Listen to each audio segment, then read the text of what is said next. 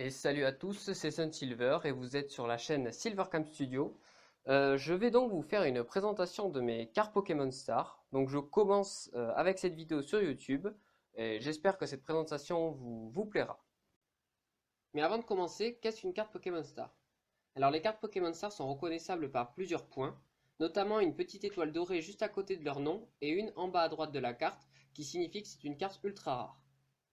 Elle expose principalement des Pokémon également évolués, sauf quelques exceptions qu'on reverra plus tard. Elles sont aussi assez puissantes en combat de cartes en leur temps, car aujourd'hui, avec l'apparition de nouvelles cartes, elles paraissent un peu faibles. Et elles sont toutes holographiques, signifiant que le Pokémon a un aspect brillant sur la carte.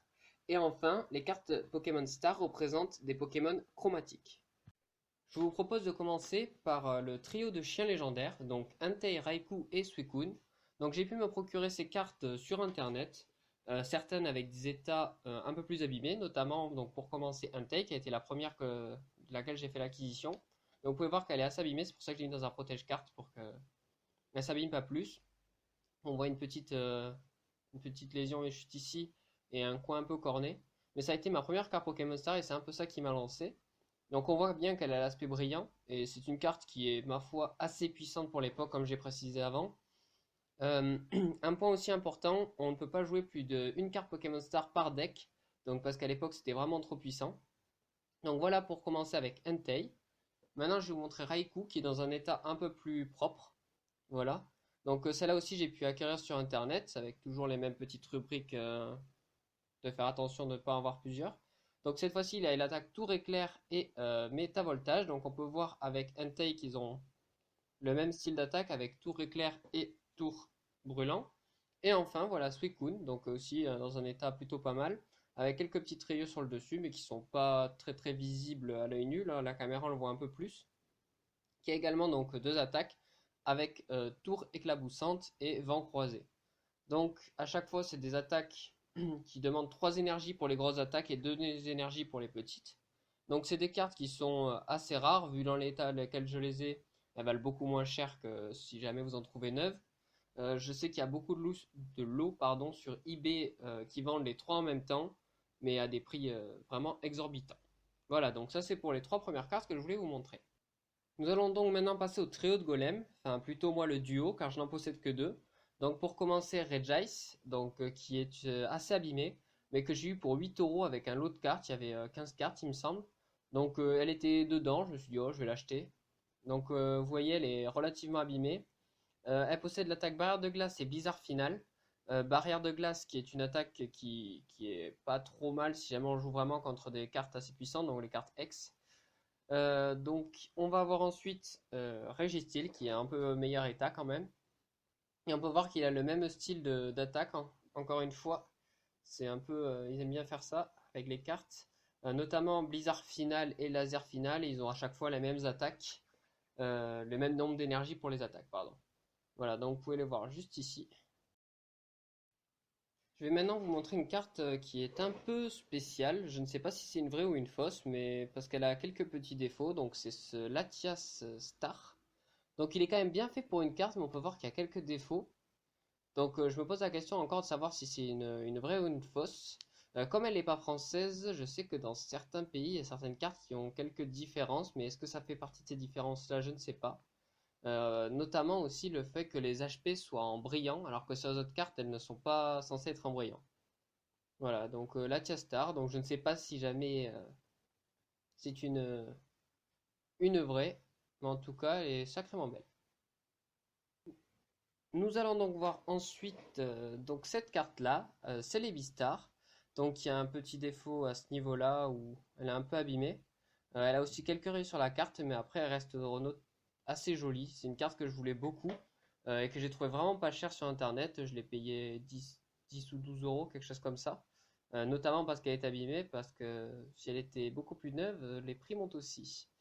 Voilà, donc une carte assez jolie avec une attaque ombre-feuille qui tape autant que Celebi a d'énergie et un Poké Power. On va donc passer à une nouvelle carte, donc qui est Aqualistar, qui est la seule carte du trio de Voltali, Pyroli et Aquali que j'ai. Donc qui est une carte qui, ma foi, est aussi assez jolie. Je trouve que sur Pyroli et sur Voltalia, on voit pas trop le changement de couleur, le chromatique. Et sur Aqualic on voit le plus, on voit bien qu'il a une belle couleur violette. Il possède également une seule attaque, donc qui est l'attaque Siphon, qui est pas extraordinaire, et le Poké Power Rayon Bleu. Voilà, donc c'est une carte que je trouve magnifique. Elle a quelques petits défauts, mais c'est pas gênant.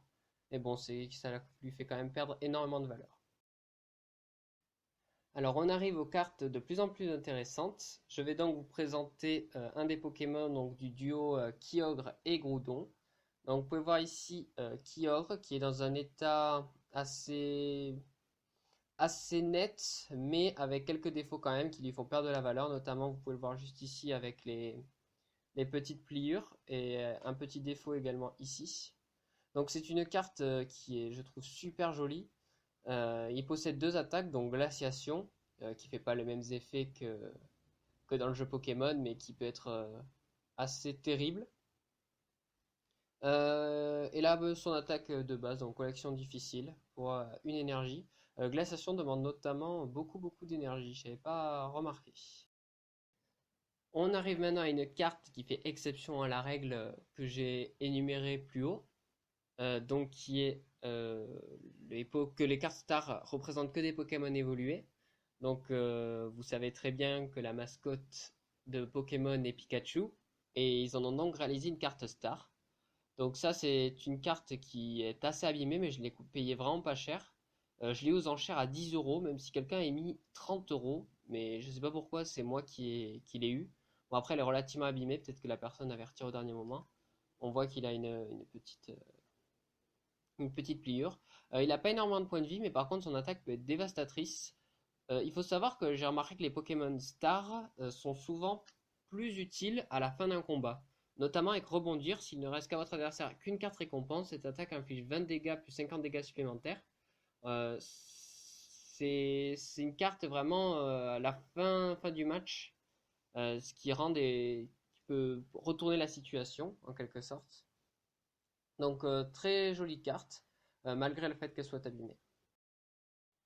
On va donc passer maintenant à une carte que j'ai cherchée pendant longtemps, qui est une carte qui valait assez cher, et une carte qui m'a donné envie de collectionner les cartes Pokémon Stars. C'est vraiment elle qui m'a donné envie, et cette carte c'est Dracofeu-Star, donc qui est une carte vraiment magnifique, avec une attaque vraiment énorme pour l'époque, et assez puissante, qui faisait défausser en fait trois cartes pardon, du deck de l'adversaire et qui tapait à 150. Et vous avez vu les points de vie souvent des Pokémon, lui il a juste 90 pourtant son Dracofeu. 150 c'était énorme à l'époque, on pouvait one-shot quasiment tous. Il n'y avait que Wailord, il me semble qu'il y avait déjà 200 points de vie. Donc c'est une carte que j'ai cherchée pendant longtemps, que j'ai pu avoir en assez bon état, malgré le fait qu'elle soit quand même abîmée, on va pas se le cacher, avec des rayures voilà, un peu partout. Euh, mais ça reste une carte qui vaut très cher aujourd'hui. Moi, j'ai pu l'avoir pour 40 ou 35 euros, il me semble. Et c'est une carte qui me faisait vraiment envie. Du coup, je me suis dit, je me lance, même si c'est à 35 euros. Euh, mais vous pourrez la retrouver en meilleur état. Et par contre, les prix seront totalement différents. On monte à 70, 80, 90 euros. Ça dépend dans quel état vous allez la trouver. La carte que je vais vous montrer maintenant, c'est une carte, c'est celle sûrement que j'ai dans le meilleur état. Donc cette carte, c'est Alakazam Star, donc que j'ai eu pour mon anniversaire. Donc c'est une carte qui est vraiment super jolie. Elle a quelques petites raclures en bas qui fait qu'on voit un peu de brillant, mais sinon l'état est en super bon état. Il y a quelques petites pliures également en bas, mais c'est vraiment pas gênant. Mais sinon, l'état de la carte, pour une carte star à ce prix-là, c'est vraiment un très bon état. Il possède deux attaques, donc aucune qui tape. Euh, donc sélection psy qui permet de récupérer une carte dans la pile de défausse.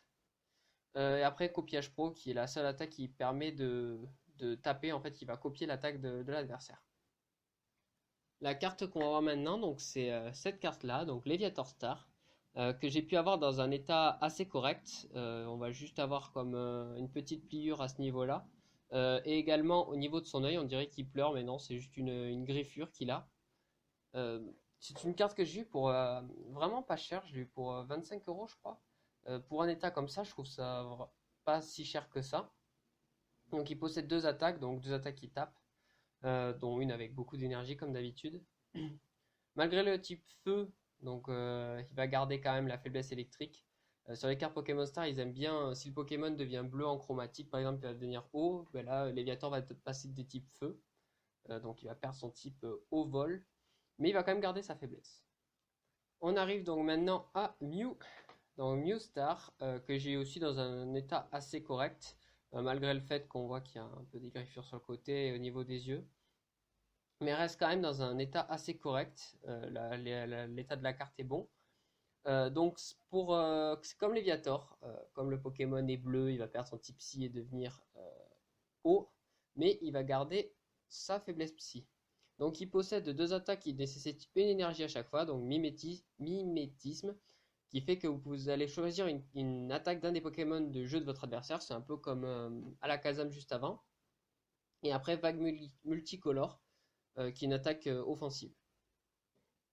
On arrive donc à la dernière carte, qui est Rayquaza Star. Alors, elle est italienne. Cette carte vaut très très très cher.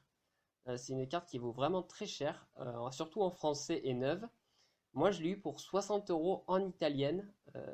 Et encore, elle a quelques petites griffures sur le dessus. Mais c'est une carte qui est magnifique. Et franchement, dès que je l'ai eu, j'ai sauté de joie partout parce qu'elle est vraiment magnifique. Euh, Elle est assez puissante, donc je parle pas italien, mais il me semble que vous pouvez choisir un Pokémon de votre adversaire et taper 100 de dégâts en défausant des énergies attachées au Pokémon. Et après, ça va être juste du lancer de pièces. Mais la carte est vraiment magnifique, surtout avec Rayquaza noir. On ne peut pas faire plus beau Pokémon. Alors, c'est tout pour les cartes Pokémon Star, mais je voulais vous en montrer une dernière, donc qui est ce Pikachu. Donc, ce Pikachu, qu'est-ce qu'il a de particulier? Eh bien, vous pouvez le voir juste en bas, à droite, que c'est le 93e sur 92. Alors en fait, ce Pikachu, il fait partie de la même extension que des cartes Pokémon Star, mais c'est une carte Pokémon secrète. Donc c'est une carte qui est, je dirais, plus rare, vu que c'est une secrète que les cartes Pokémon Star, mais je pense qu'elles doivent être en même quantité. Et cette carte-là, j'ai pu l'avoir dans un lot de 50 cartes Pokémon, et ils vendaient une misère, genre 10 euros. Mais pourtant, c'est une carte qui a quand même de la valeur. Et du coup, j'étais super content dès que j'ai vu ça, ça m'a permis de faire une affaire.